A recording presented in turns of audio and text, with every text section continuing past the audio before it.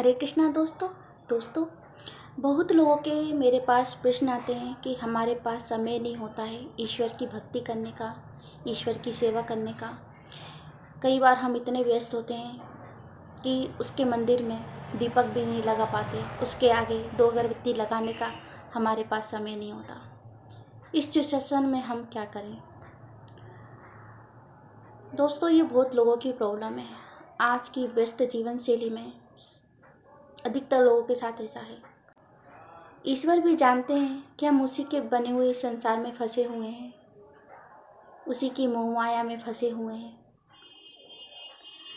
जरूरी नहीं कि हम शरीर से ही ईश्वर की भक्ति और सेवा करें, उससे ज़्यादा ज़रूरी है मन से ईश्वर की भक्ति करना। कोई बात नहीं आप 2 अगरबत्ती नहीं लगा पाते, कोई बात नहीं आप दीपक नहीं लगा पाते, कोई बात नहीं आप माला नहीं जप पाते। ज़्यादा ज़रूरी है मन का ईश्वर में रमना।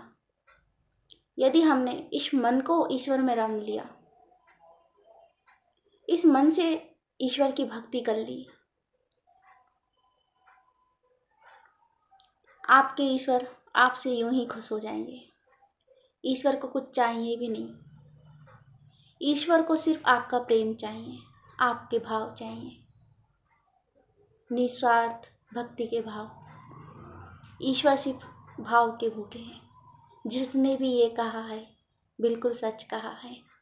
हम भला क्या दे सकते हैं ईश्वर को? जो भी देंगे उसी का दिया ही उसको लौटाएंगे। सिर्फ प्रेम है, निस्वार्थ प्रेम। उसी प्रेम से ईश्वर का सुमिरन करें, मन ही मन जाप करें। यहाँ जाप किसी माला पर ना भी हो चल जाएगा। सांसों की माला पर सुमिरूं मैं तेरा नाम। अपनी सांसों की माला पर ईश्वर का नाम करने मात्र से ही ईश्वर आपसे प्रसन्न हो जाएंगे।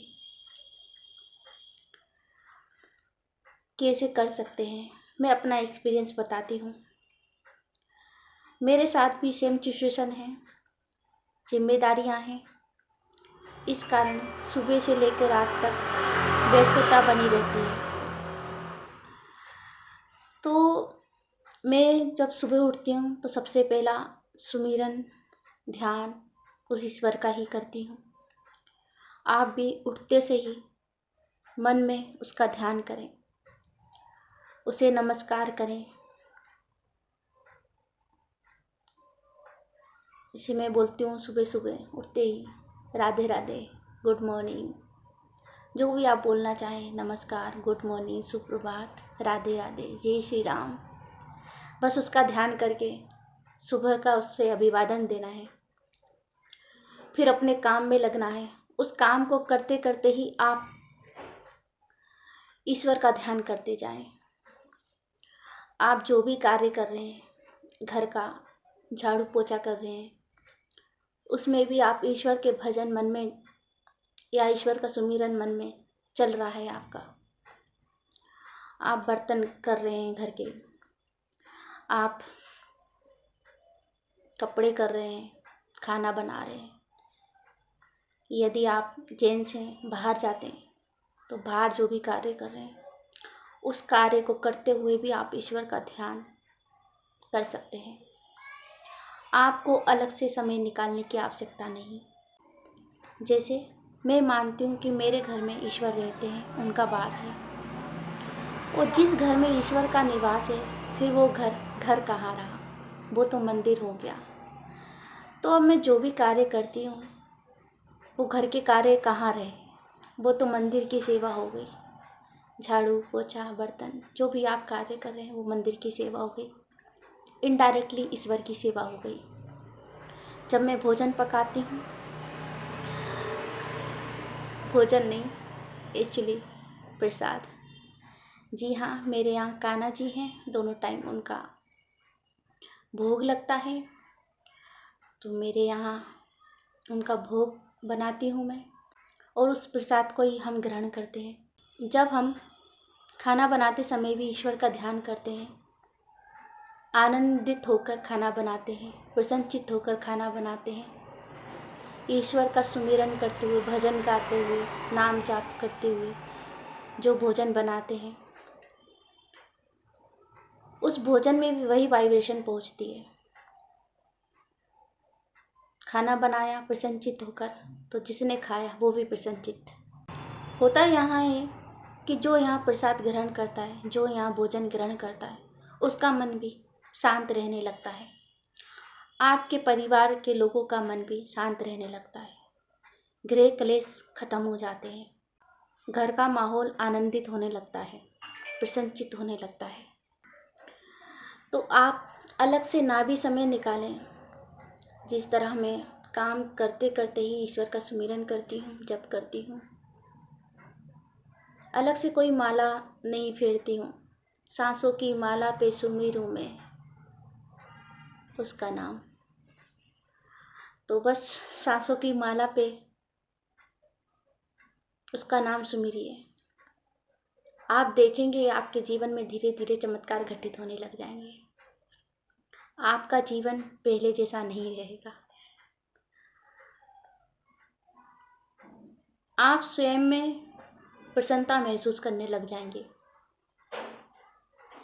परिवार का माहौल धीरे धीरे सुधरने लग जाएगा। आपकी समस्याओं के समाधान मिलने लग जाएंगे। आप ईश्वर से जुड़िए तो सही, ईश्वर आपसे जुड़ जाएगा। आपकी सभी चिंताओं को वो हल लेगा। लेकिन पहल तो हमें ही करनी है। करना ही क्या है, बस उसे याद ही तो करना है प्रेम से।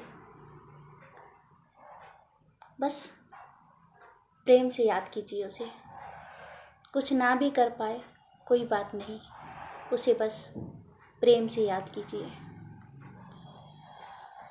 जब हम उसका ध्यान करते हैं तो वो हमारा ध्यान रखने लगता है।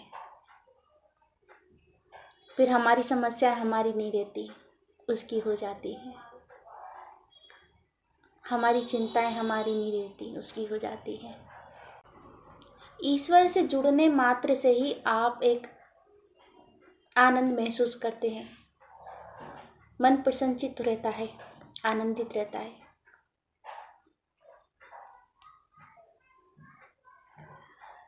मेटेरियलिस्टिक चीज़ें आपको कुछ पल के लिए खुशी दे सकती हैं, पर वो खुशी स्थायी नहीं होती है। आपने नई कार ली, कुछ समय के लिए आप बहुत खुश हुए, लेकिन एक समय बाद आप बोर हो जाओगे उसी कार में बैठे बैठे। हमेशा के लिए वो कार आपको प्रसन्नचित्त नहीं रख सकती। लेकिन जब आप ईश्वर से जुड़ते हैं, एक स्थायी आनंद आपके मन में पनपता है। फर्क नहीं पड़ता आप महलों में हैं या झोपड़ी में। आपके पास कुछ है नहीं है, आप अंदर से संतुष्ट हैं, आनंदित हैं। यही तो चाहिए जीवन में। क्या फायदा आप महलों में बैठे लेकिन दिन रात की टेंशन है और अच्छी नींद भी नहीं ले पा रहे हैं। क्या फायदा।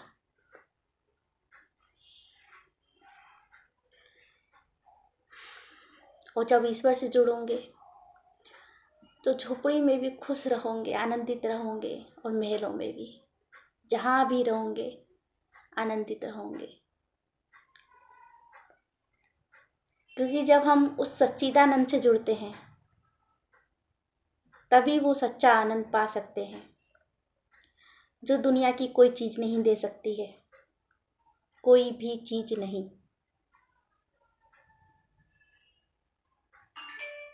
दौलत कमाई, शोहरत कमाई, फिर भी चैन नहीं है।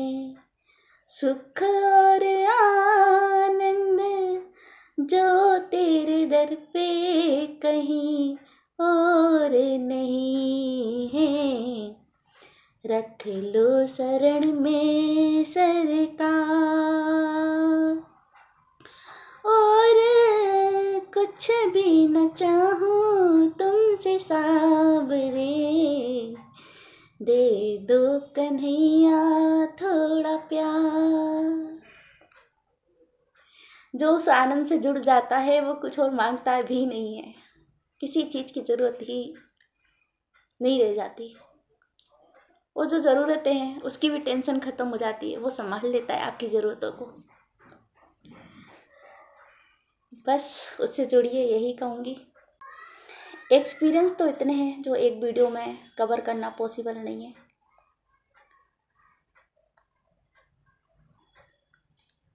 आगे वीडियो आती रहेगी, अपने मन की बात आप लोगों से शेयर करूँगी। और आपको यहाँ वीडियो अच्छी लगी तो आप इसे लाइक करें, शेयर करें, साथ ही मेरे चैनल को सब्सक्राइब करें, ताकि इसी तरह की अच्छी अच्छी वीडियो आप लोगों तक सबसे पहले पहुँचे।